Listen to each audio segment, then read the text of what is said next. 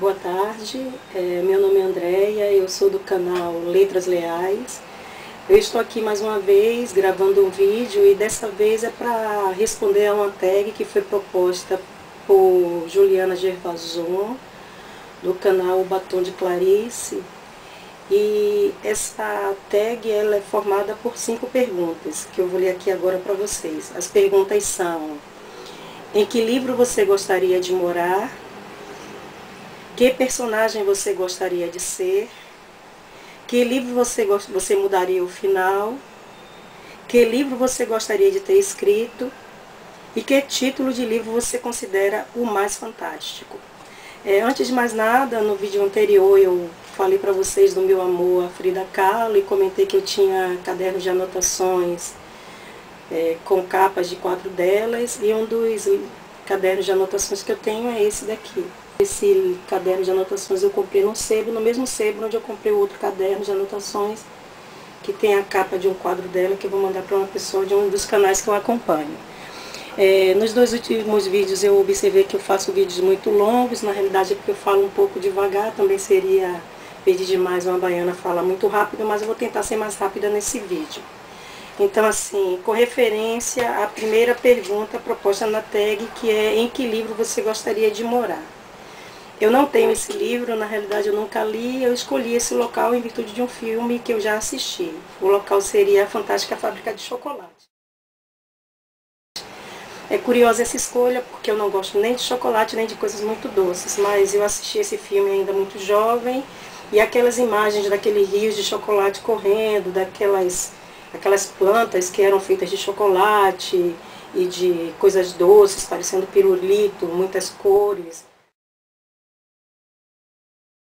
Aquilo ali me estimulou muito a imaginação, e ali eu pensei em morar. E até porque eu gostava muito de Willy Wonka, eu achava ele de um espírito, digamos assim, ele era muito malvado com as crianças e era uma malvadeza muito engraçada. E eu até gostei do filme mais antigo que o do mais novo, que foi feito com Johnny Depp. Eu achava o antigo mais engraçado, aquele ator que eu não me recordo o nome, mas eu achava aquele filme muito mais engraçado do que o que foi feito com o Johnny Depp.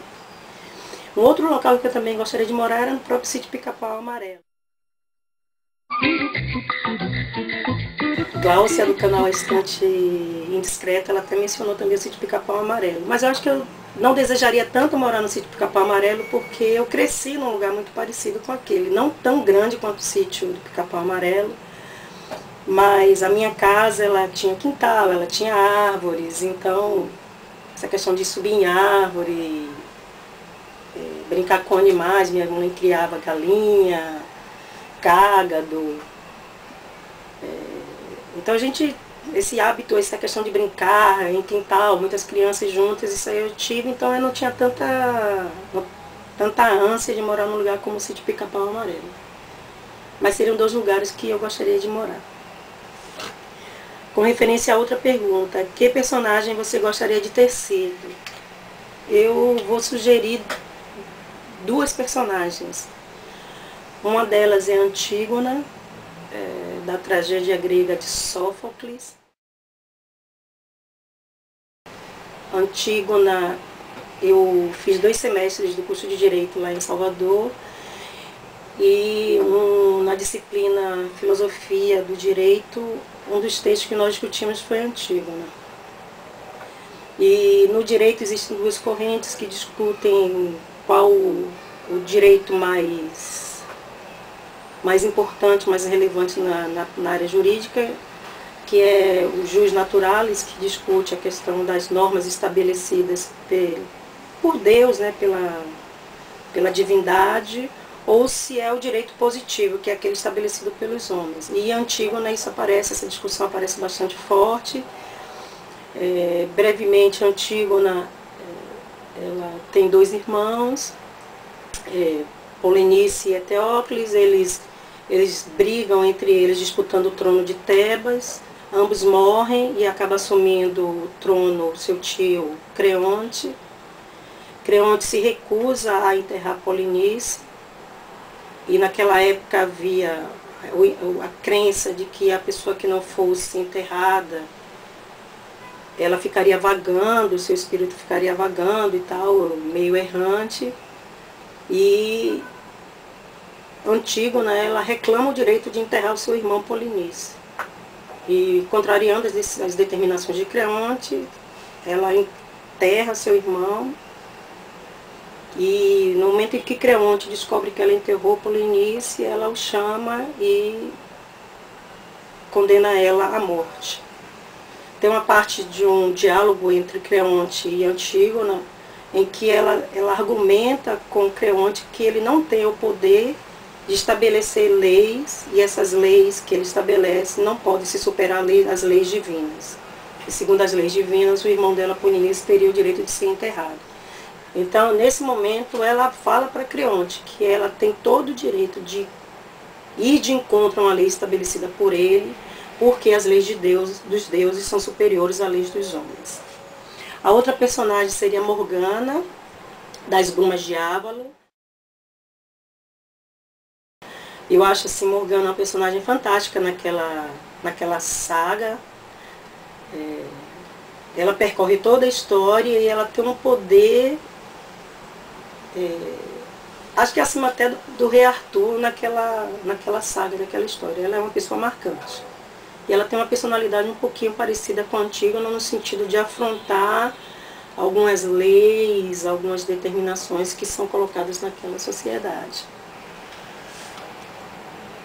A outra pergunta é: que livro você mudaria o final? Eu acho assim, eu não li todos os livros do mundo ainda. Então essas minhas respostas, elas poderão mudar daqui a 1, 2, 3 anos, à medida que eu for lendo outros livros.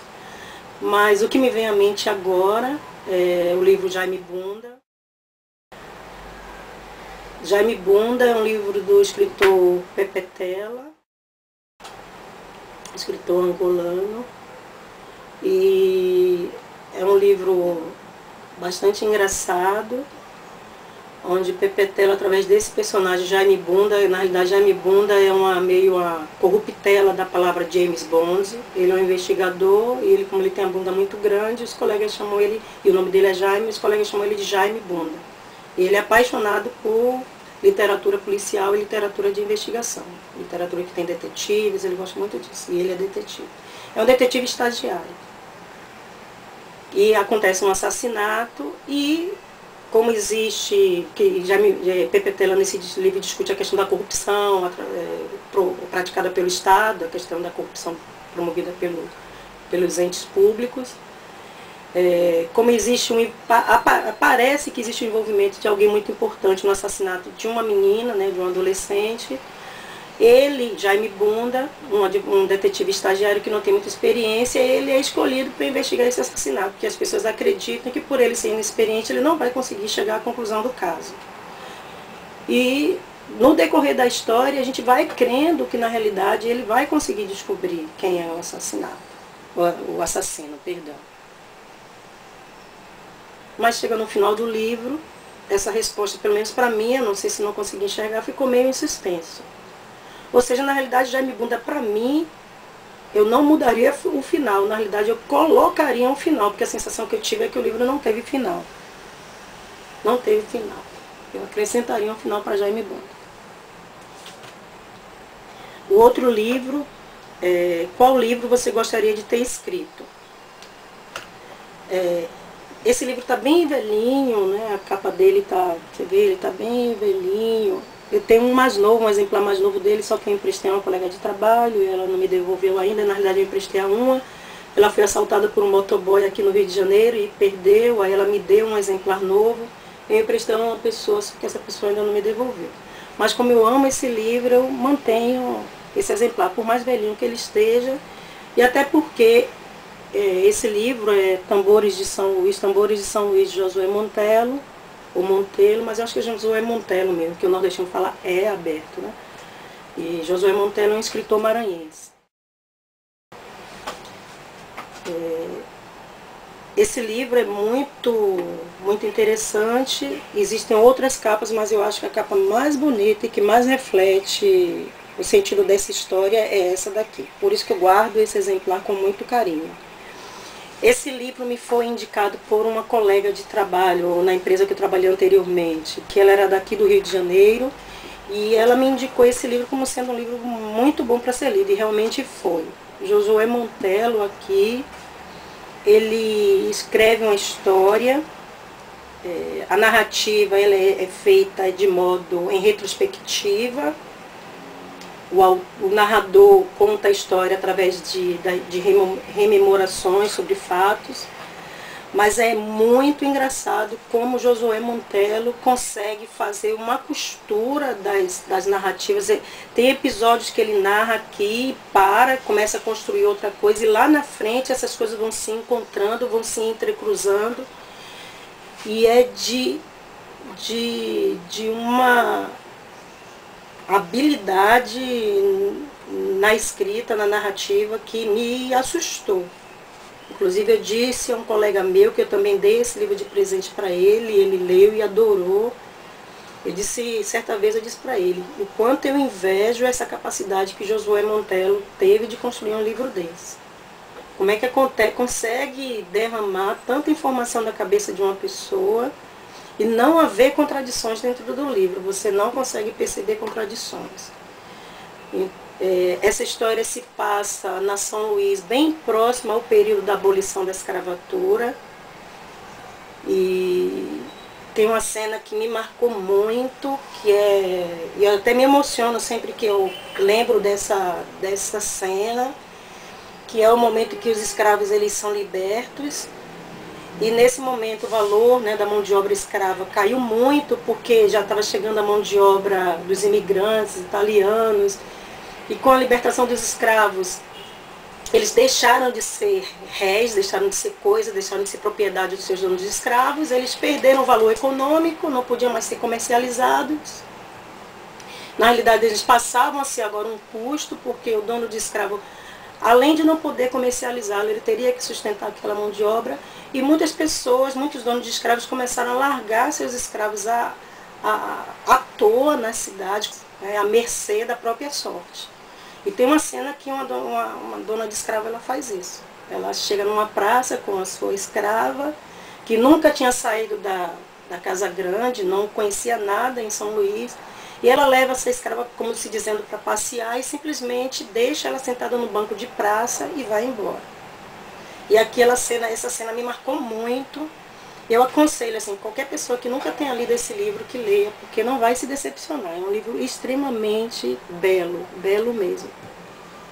Então esse livro é um livro que eu gostaria de ter escrito. Eu tenho uma inveja saudável por José Montello ter escrito Tambores de São Luís. O outro item, a última pergunta, é que título de livro você considera mais fantástico? Eu não colocaria o mais fantástico porque, assim, eu peguei aqui por aquilo que me veio à mente, o que me chamou a atenção, mas eu posso estar cometendo um pecado de ter outros que talvez fossem mais fantásticos do que esses dois que eu vou apresentar para vocês. Um é o que eu já falei no vídeo anterior, que é esse daqui de Mia Couto, que é Venenos de Deus, Remédios do Diabo. Eu gosto muito desse título, porque ele faz meio que uma contradição. Ele coloca mesmo meio que uma contradição aqui, porque a gente sempre associa Deus a coisas boas e o diabo a coisas ruins. E ele coloca venenos de Deus, venenos, coisas ruins associadas a Deus, e remédios, coisas boas associadas ao diabo. Então ele faz meio que uma contraposição das palavras. E o outro que eu gostei muito do título também é esse daqui. Tudo que tenho levo comigo, de Herta Miller. Eu gostei muito desse título. Eu comprei esse livro porque eu comecei a fazer parte de um grupo de leitura da Travessa, ali da Travessa do Ouvidor, mas infelizmente eu não pude continuar. E um dos livros que foi sugerido pelo grupo de leitura foi esse. Esse livro é interessante porque essa escritora, ela fala um pouquinho sobre a situação. Todo mundo fala assim dos judeus pós-nazismo. Como ficou a situação dos alemães que não necessariamente se envolveram com a questão do nazismo, como é que ficaram essas pessoas após a Segunda Guerra Mundial. Pessoas que não tinham necessariamente culpa, né, do processo que foi feito por Hitler, e que ainda assim passaram a ser discriminados. Bem, então por enquanto é isso. Até o próximo vídeo. Obrigada pela atenção de vocês. Façam seus comentários aqui embaixo, diga se vocês gostaram, se vocês não gostaram, façam comentários. Um abraço, até a próxima. Tchau.